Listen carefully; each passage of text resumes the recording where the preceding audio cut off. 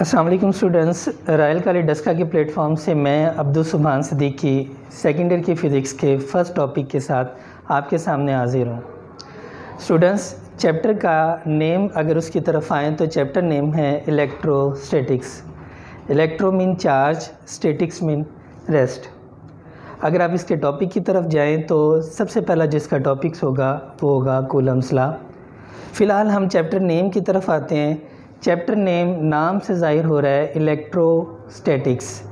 Electro mean charge, statics mean rest. मेरे बच्चे, अगर आप इसके लफ्ज़ी मुताले की तरफ जाएँ या लफ्ज़ी तर्जमे की तरफ जाएँ तो चार्ज एट रेस्ट, फ़िज़िक्स की वो ब्रांच जिसमें हम मुताला करते हैं चार्ज एट रेस्ट पे। ये कोई बहुत बड़ी रॉकेट साइंस नहीं है, यानी कि एक चार्ज रेस्ट पे उसका क्या मुताला करना है मेरे बेटे। हाँ, अगर आप इसको मज़ीद डीपली जाएं तो आप ये कह सकते हैं कि charge at rest under the action of different electric forces. हाँ, ये मज़े की बात है कि एक चार्ज के ऊपर मुख्तलिफ फोर्सेस लग रही हैं और फोर्स लगने के बावजूद वो रेस्ट पे है, ये कमाल है। तो फिज़िक्स की वो ब्रांच जिसके अंदर हम मुताला करते हैं चार्ज एट रेस्ट का under the action of different forces.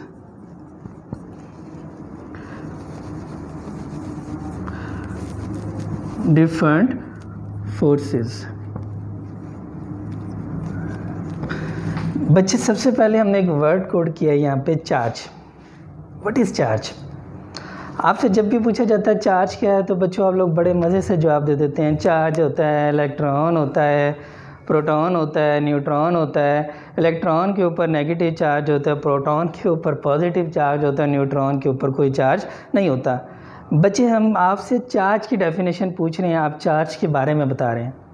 Basically charge किसी भी मैटर की वो इंट्रिंसिक प्रॉपर्टी होती है जो चेंज ना होती। इंट्रिंसिक प्रॉपर्टी का मतलब ही ये होता है कि वो प्रॉपर्टी जो वक्त के साथ चेंज ना होती हो।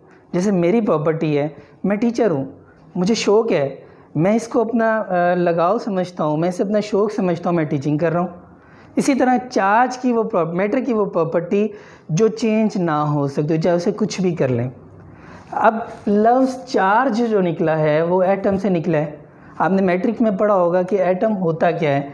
एटम कुछ इस तरह से होता है जिसके सेंटर में न्यूक्लियस होता है और इसके अराउंड रिवॉल्व कर होते हैं इलेक्ट्रॉन्स। तो बच्चे, मैं अगर इलेक्ट्रॉन का चार्ज देखूं तो वो नेगेटिव होता है। न्यूक्लियस को खोलूं तो न्यूक्लियस के अंदर न्यूक्लियॉन होते हैं जिनमें न्यूट्रॉन के ऊपर पॉजिटिव चार्ज होता है और प्रोटॉन के ऊपर पॉजिटिव चार्ज न्यूट्रॉन के ऊपर कोई चार्ज नहीं होता और प्रोटॉन के ऊपर पॉजिटिव चार्ज होता है। तो एज अ होल देखा जाए तो आपके पास इलेक्ट्रॉन रिवॉल्व कर रहे हैं और प्रोटॉन और न्यूट्रॉन न्यूक्लियस के अंदर मौजूद हैं। तो ये इलेक्ट्रॉन, प्रोटॉन और न्यूट्रॉन ये तीनों फंडामेंटल पार्टिकल्स हैं।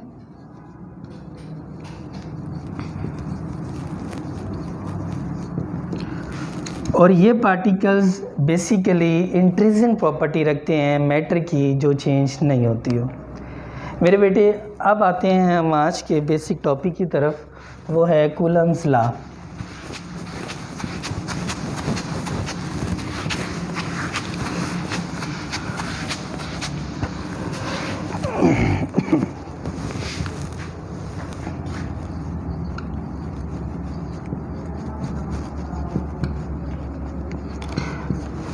अच्छा बच्चे, अगर मैं आपसे पूछूं लेंथ के लिए कौन सा ऐसा यूनिट इस्तेमाल होता है, आप बोलेंगे मीटर। वेलोसिटी के लिए कौन सा होगा, metre per second.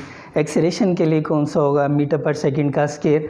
Same as it is यहाँ पे कूलम बेसिकली यूनिट है जो इस्तेमाल किया गया है चार्ज के लिए। अगर मैं नाम से ज़ाहिर करूँ चार्ज का लॉ, यानी कि आपका ये लॉ 100% चार्ज की प्रॉपर्टी को शो करता है। तो अगर मैं थोड़ा सा डिटेल में आऊँ कि कूलम्स होता क्या है तो आप देख सकते हैं कि Q इज़ इक्वल टू इस फार्मूले के अकॉर्डिंग IT। ये फार्मूला कहाँ से आया है? I is equal to Q over T, cross multiply कर देंगे तो Q is equal to IT। I आपको मालूम है करंट है और करंट एम्पेयर में होती है। T यहाँ पे सेकंड है और सेकंड टाइम जो है वो सेकंड में होता है। तो अगर आप लिख लें तो Q is equal to S बन गया। यानी कि आप कह सकते हैं कि चार्ज 1 कूलम होगा। कब होगा? जब 1 एम्पेयर करंट पास करेगी, कहाँ से करेगी, किसी कंडक्टर में से, कितने टाइम में, 1 सेकेंड में। आप कह सकते हैं कि charge is said to be 1 coulomb. Charge को आप उस वक्त 1 कूलम कह सकते हैं जब वक्त 1 एम्पेयर करंट पास करेगी 1 सेकेंड में, कहाँ से, किसी कंडक्टर में से। तो मेरे बच्चे मालूम हुआ कि कूलम जोन से है वो यूनिट है और इस्तेमाल किया गया है चार्ज के लिए। तो बेटा चार्ज की प्रॉपर्टी को जाहिर करेगा कूलम्स लॉ, और इस प्रॉपर्टी को पढ़ने से पहले हम थोड़ी सी गुफ्तगू करते हैं। मैं चाहता हूँ कि आपका इंटरेस्ट डेवलप करवाया जाए। बच्चे आपने कभी पेट्रोल लेके जाने वाली गाड़ी देखी हो जो मुख्तलिफ पंप पे पेट्रोल की सप्लाई करती है? शेल का हो गया, पीएसओ पंप हो गया, कोई भी ऐसी गाड़ी जो पेट्रोल लेके जा रही है। तो बेटा उस गाड़ी में इस तरह से सपोज़ ये एक आपके पास टैंकर है और ये टायर है, यहाँ पे एक संगल लटका होता है जिसको आप जंजीर बोलते हैं, ठीक है। मैं पंजाबी में बोलता हूँ तो मैं कहता हूँ वहाँ पे एक संगल लटका होता है। देखने वाले ने कहा कि यार पॉइंट की कर रहे हो तुसी, तुहानू पता पाकिस्तान के रोड अगे बड़े खराब ने, बड़ी मुश्किल बनते हैं, तो तुसी ये संगल नू चुक लवो, उतां चुक लवो। तो उसने कहा भाई तुसी कूलम्स लॉ नहीं पढ़िया? हाँ पढ़िया। होंदा की है? उन्होंने कहा ये एक चार्ज के रिलेशन को शो करता है। उन्होंने कहा डेफिनेटली आपने पढ़ा है, लेकिन मैंने यहाँ पे अप्लाई कर दिया। पूछने वाले ने कहा ड्राइवर अंकल आपने कैसे अप्लाई कर दिया है? उसने कहा देखो हवा में मौजूद क्या है? उन्होंने कहा पार्टिकल्स हैं। कहते वो पार्टिकल्स आपस में टकराते हैं? जी डेफिनेटली टकराते हैं। टकराने के बाद वो इसकी सरफेस पे आके स्टोर हो जाते हैं। इसके अंदर क्या है? उसने कहा बर्निंग मटेरियल है, पेट्रोल को आग लगती है। अब चूंकि चार्ज पार्टिकल इसकी सरफेस के ऊपर मौजूद हैं, अगर हल्की सी भी चिंगारी मिल जाए तो ये चांस है कि ये पार्टिकल्स इस पेट्रोल को जला देंगे और बड़ा धमाका हो जाएगा। मैं कहा वाह यार बड़ी बात है यार, आपने तो कूलम्स को प्रैक्टिकली आपने परफॉर्म किया है। लेकिन मुझे ये बताएं कि जंजीर का क्या काम है?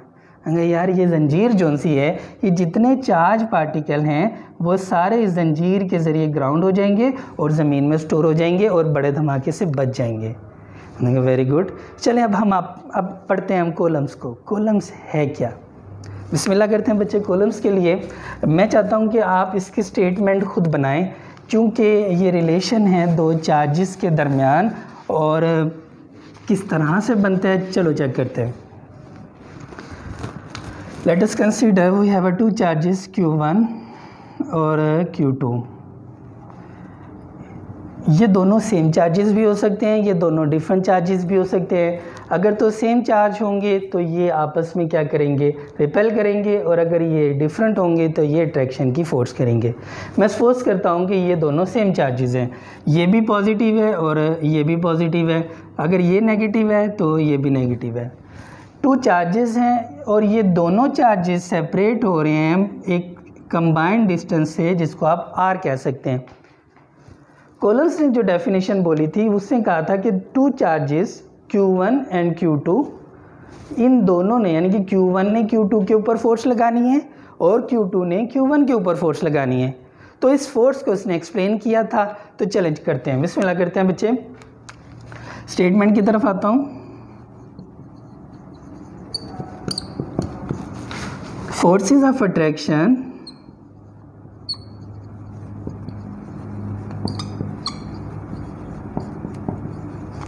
और repulsion between 2 point charges is directly proportional to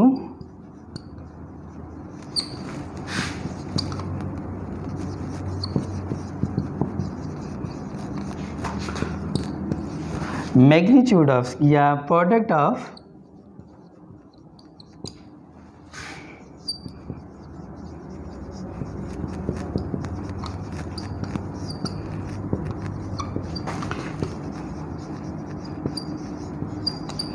and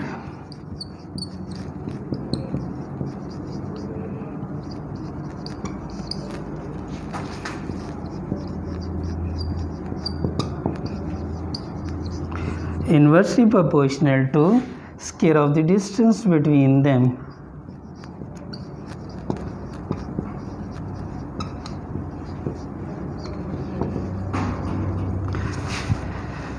मेरे बच्चों, मैं समझता हूँ कि आपको ये स्टेटमेंट याद करने के लिए रट्टा मारने की ज़रूरत नहीं है। हम इसी दो चार्जेस को खोलते हैं क्योंकि हमें मालूम है कूलम फोर्स है और ये फोर्स इस चार्ज की वजह से इसके ऊपर लग रही है और इस चार्ज की वजह से इस तरफ लग रही है। तो आप इसी स्टेटमेंट को कुछ इस तरह से देख लें कि जो फोर्स लग रही है वो फोर्स है directly proportional to Q1 and Q2। फिर आप मज़ीद देख लें, यहाँ पे जो लिखा हुआ है कि वो फोर्स इन्वर्सली प्रोपोर्शनल है square of the distance between them. तो बेटा आप कह सकते हैं कि इसको इक्वेशन नंबर 1 बोल दें और इसे इक्वेशन नंबर 2 बोल दें। हमें मालूम है कि अगर मैं इन इक्वेशन 1 और 2 को कंबाइन करता हूँ या कंपेयर करता हूँ तो मेरे पास आ जाएगा F directly proportional to Q1 Q2 over R square. जब भी आप बच्चे प्रोपोर्शनल साइन को ख़त्म करते हैं तो एक कांस्टेंट आ जाता है। यहाँ पे आप कह सकते हैं कूलम कांस्टेंट या इलेक्ट्रोस्टैटिक कांस्टेंट K। प्रोपोर्शनैलिटी के साइन को ख़त्म किया और यहाँ पे K आ गया। F is equal to K Q1 Q2 over R square. मुश्किल तो नहीं है। अच्छा बच्चों, यहाँ पे अगर आप इस K को एक्सप्लेन करें, K जो सा होगा वो इलेक्ट्रोस्टैटिक कांस्टेंट है और इसकी वैल्यू होगी 1/4 pi epsilon not, 1/4 pi epsilon not. बच्चे मैं ये लिख सकता हूँ कि अगर इसकी वैल्यू में ये मतलूबा वैल्यूज़ जमा की जाएँ या ऐड की जाएँ या पुट की जाएँ तो आपके पास बन जाएगा K is equal to 9 multiply by 10⁻⁹। ऐसे यूनिट क्या है हम बाद में निकालेंगे, हमें रट्टा नहीं लगाना, ओके। लेकिन आपका क्वेश्चन बनता है कि सर ये क्या चीज़ है? इसको बोलते हैं permittivity of free space. Permittivity of free space. अगर मैं आपको पंजाबी में समझाऊं, परमिटिविटी या फ्री स्पेस से मुराद आप वैक्यूम को पूछते हैं, वैक्यूम से बात करते हैं और भाई इन्ने जोगा है कि तू इलेक्ट्रिक फील्ड नू बर्दाश्त कर सके। दोबारा बोलता हूँ, आप वैक्यूम से पूछते हैं और भाई इन्ने जोगा है तो इलेक्ट्रिक फील्ड में बर्दाश्त कर सके। देसी ज़ुबान में आए तो आपके दो दोस्त आपको बोलते हैं या फुरकान आज मुझे आप ना ट्रीट दो, तो फुरकान कहता चला यार जिथे कहेगा खावांगा। दूसरा बच्चा कहता है वो इन्ने जोगा है 5-7 हज़ार ला ले। तो यहाँ पे भी परमिशन लेना वैक्यूम से कि वो उसके अंदर इलेक्ट्रिक फील्ड को प्रोड्यूस कर सकता है, कितना प्रोड्यूस कर सकता है उसको आप बोलते हैं, यानी कि दो चार्जेस में प्रोड्यूस करने हैं, वो चार्जेस वैक्यूम से परमिशन लेते हैं कि हम आपके अंदर यानी कि आपकी सतह में हम इलेक्ट्रिक फील्ड प्रोड्यूस कर सकें। तो बच्चे इसको बोलते हैं परमिटिविटी ऑफ फ्री स्पेस। हम आते हैं अपने टॉपिक की तरफ। आपने स्टेटमेंट को किया, फोर्सेस ऑफ अट्रैक्शन और repulsion between 2 point charges is directly proportional to product of magnitude of 2 charges and inversely proportional to square of the distance between them. इसके बाद बेटा आप मैथमेटिकली फॉर्म पे आएंगे, आपके पास आ जाएगा F directly proportional to Q1 Q2, F directly proportional to 1/R square. आप इन दोनों को कंपेयर करेंगे तो आपके पास आ जाएगा F directly proportional to Q1 Q2 over R square. Proportionality sign को हटाएंगे, K आ जाएगा Q1 Q2 over R square. आप बोल सकते हैं कि K इलेक्ट्रोस्टैटिक कांस्टेंट है और इसकी वैल्यू होगी 1/4 pi epsilon naught which is equal to 9 multiply by 10⁻⁹। ऐसा यूनिट नहीं मालूम। यहाँ पे परमिटिविटी या फ्री स्पेस की बात है और इसकी वैल्यू होगी बेटा, इसको लिखेंगे epsilon naught which is equal to 8.85 multiply by 10⁻⁻12। ऐसा यूनिट नहीं मालूम। चले हम आते हैं इसके ऐसा यूनिट की तरफ। बेटा मैं इसी इक्वेशन को पकड़ लेता हूँ, इसी इक्वेशन नंबर A मान लेता हूँ। मैं लिखता हूँ फ्रॉम A, आपके पास F बन जाएगा F is equal to K Q1 Q2 over R square. क्योंकि मुझे K का ऐसा यूनिट निकालना है लिहाजा मैं क्रॉस मल्टीप्लाई करता हूँ तो मेरे पास आ जाएगा F R square is equal to K Q1 Q2, K is equal to F R square over Q1 Q2। बच्चे अब तो मुश्किल नहीं होनी चाहिए, फोर्स की जगह आप n लगा दें, ठीक है। फोर्स न्यूटन में होती है, r डिस्टेंस को इंडिकेट करे, डिस्टेंस मीटर में होता है, newton metre square. Charge coulomb है तो एक कूलम दूसरा कूलम, ये ऊपर आके बन जाएगा न्यूटन मीटर स्क्वायर पर कूलम का स्क्वेयर। ओके, अब बच्चे आप इस फॉर्मूले यहाँ पे इसकी वैल्यू के साथ इसका ऐसा यूनिट लगा देंगे तो ये बन जाएगा न्यूटन मीटर स्क्वेयर पर कूलम का square. Same as it is ही आप यहाँ पे इसकी वैल्यू लगाएंगे। अगर आप गौर करें तो फार्मूले में के की वैल्यू में ये रेसिप्रोकल है। अगर के का ऐसा यूनिट है न्यूटन मीटर स्क्वेयर पर कूलम का स्क्वेयर, तो इसका ऐसा यूनिट हो जाएगा पर न्यूटन पर मीटर स्क्वेयर कूलम स्क्वेयर। तो यहाँ लिख सकते हैं पर न्यूटन पर मीटर स्क्वेयर और कूलम स्क्वेयर। तो मैं उम्मीद करता हूँ बच्चे अभी तक यहाँ तक जितना हमने किया है आपको बहुत अच्छे से क्लियर हो गया होगा। फिर भी अगर कोई इशू है मैं एक दफ़ा रिवाइज कर देता हूँ। हमने कूलम्स लॉ को किया, सबसे पहले हमने इलेक्ट्रोस्टैटिक्स को पढ़ा, चैप्टर नंबर 12 का जो चैप्टर नेम है इलेक्ट्रोस्टैटिक्स में electric charge at rest under the action of different forces. फिर हमने चार्ज के बारे में पढ़ा। चार्ज किसी भी मैटर की इंट्रिंसिक प्रॉपर्टी होती है। इंट्रिंसिक प्रॉपर्टी से मुराद वो प्रॉपर्टी जो चेंज ना होती हो। फिर हमने कूलम्स लॉ के बारे में पढ़ा, कूलम्स लॉ की स्टेटमेंट को देखा, फोर्सेस ऑफ अट्रैक्शन और repulsion between 2 point charges is directly proportional to product of magnitude of 2 charges and inversely proportional to square of the distance between them. फिर बच्चे आपने 2 स्टेटमेंट्स, इसी स्टेटमेंट से 2 mathematical equations निकाल ली। आपने इन दोनों इक्वेशंस को कंबाइन किया, कंबाइन करके आपके पास प्रोपोर्शनलिटी साइन आपने ख़त्म किया, के की वैल्यू लगाई। फिर आपने एप्सिलॉन नॉट के बारे में बताया। आपने फिर यहाँ पे इसकी वैल्यू पुट की, ऐसा यूनिट निकाला और इसको हमने यहाँ तक सॉल्व कर दिया। नेक्स्ट आ जाते हैं बेटा डिपेंड किस किस चीज़ पे करता है, यानी कि कूलम फोर्स डिपेंड किस चीज़ पे करती है।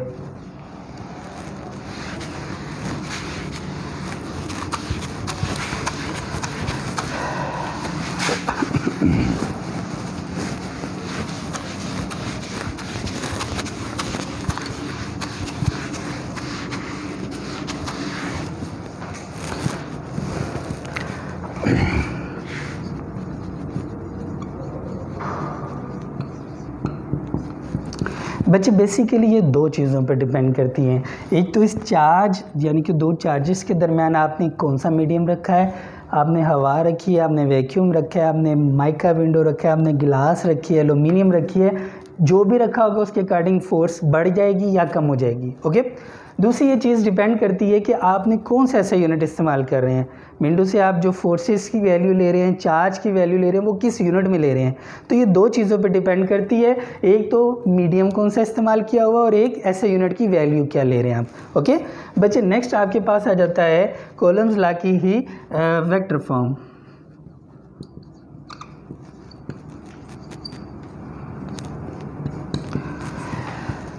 वेक्टर फॉर्म को करने से पहले बेटा एक चीज़ क्लियर कर लेते हैं। मैं आपको बोलता हूँ कि ये फोर्स यानी कि Q1 Q2 के ऊपर जो फोर्स लगा रहा है और Q2 Q1 के ऊपर फोर्स लगा रहा है, इसकी डायरेक्शन कौन सी होगी। ठीक है, बड़ा ही एक कंसेप्चुअल क्वेश्चन है कि इन फोर्स की डायरेक्शन क्या होगी। Q1 और Q2 इन दोनों के दरमियान जो डिस्टेंस है वो R है। मैं कहता हूँ कि इसके ऊपर जो फोर्स लग रही है वो है F12। इसको आपने F12 नहीं बोलना। F12 का मतलब है फोर्स ऑन 1 यानी कि force on charge 1 due to charge 2। Same as it is ही F21 क्या है, force on charge 2 due to 1। Okay, force on 1 due to 2, force on 2 due to 1। अच्छा बच्चे, क्वेश्चन ये था कि फोर्स की डायरेक्शन कौन सी होगी, यानी कि जो Q1 के ऊपर फोर्स लगेगी Q2 की वजह से, या Q2 के ऊपर जो फोर्स लगेगी Q1 की वजह से, उसकी डायरेक्शन कौन सी है, उसकी दिशा कौन सी है। ऐसे होगी, ऐसे होगी, ऐसे होगी, ऐसे होगी। नहीं बच्चे, ये सब गलत है। याद रखिएगा, फोर्स की डायरेक्शन हमेशा अलॉन्ग होगी यानी कि पैरेलल होगी। ओके, Q1 के ऊपर जो फोर्स लगेगी वो उसको इधर को धकेलेगी। ठीक है, सेम एज इट इज जो Q2 के ऊपर जो फोर्स लगेगी वो उसको इधर को धक्का देगी।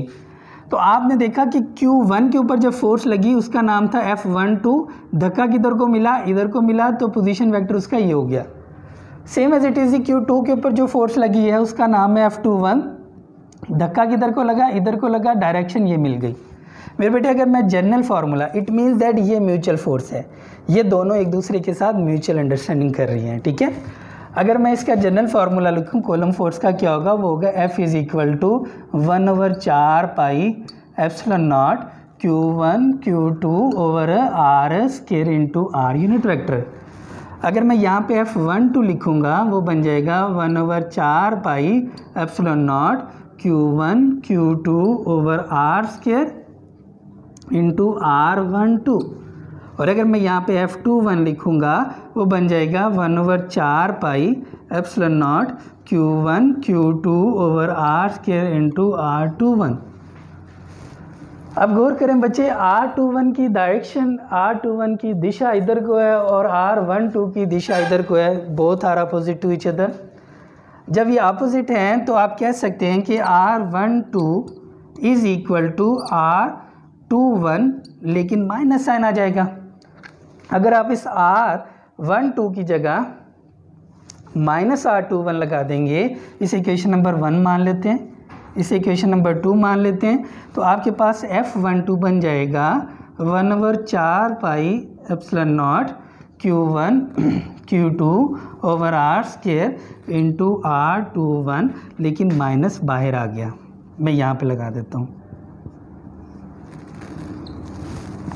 गौर करें तो 1/4 pi epsilon naught Q1 Q2 over R square into R21 कौन सी वैल्यू है, ये वाली है या ये वाली है?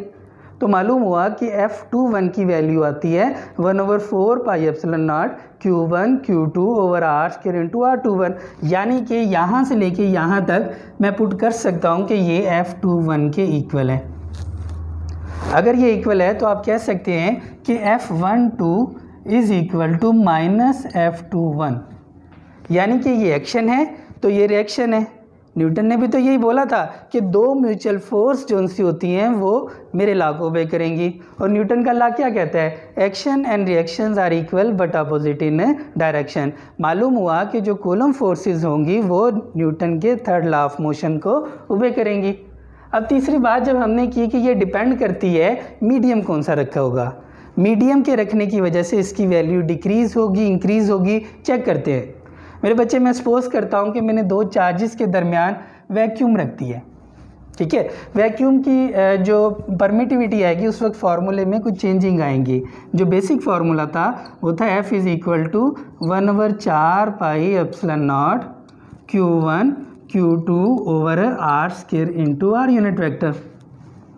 वैक्यूम रखने की वजह से ये F जो सा होगा वो F डैश बन जाएगा। F dash is equal to 1/4 pi epsilon naught epsilon R, यानी कि इस चीज़ का इजाफा हुआ है।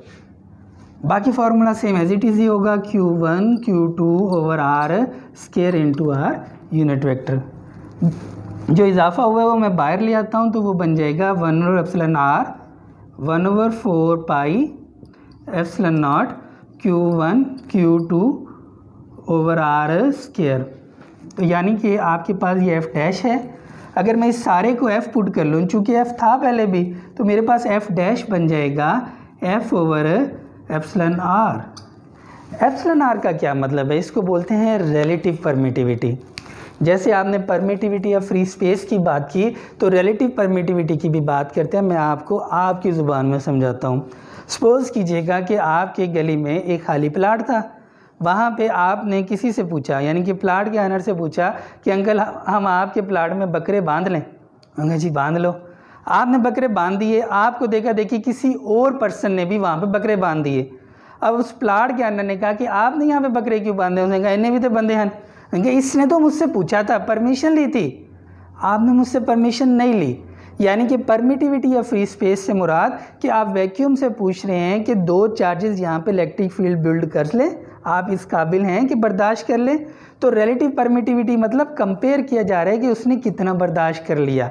तो बेटा आपके पास F डैश बन जाएगा F ओवर एप्सिलॉन R। अगर आप यहाँ से रिलेटिव परमिटिविटी की वैल्यू निकालते हैं वो आ जाएगी F ओवर F डैश, यानी कि it is the ratio of column force when there is no medium to charges to when there is a medium between 2 point charges। तो बेटा यहाँ तक हमारा कूलम्स लॉ प्रूव हो गया। उम्मीद करता हूँ कि आपको क्लियर हो गया होगा। अगर फिर भी कोई इशू हो आप हमें ज़रूर बताइएगा ताकि हम इसके अंदर थोड़ी सी चेंजिंग ले आएँ। अस्सलाम वालेकुम।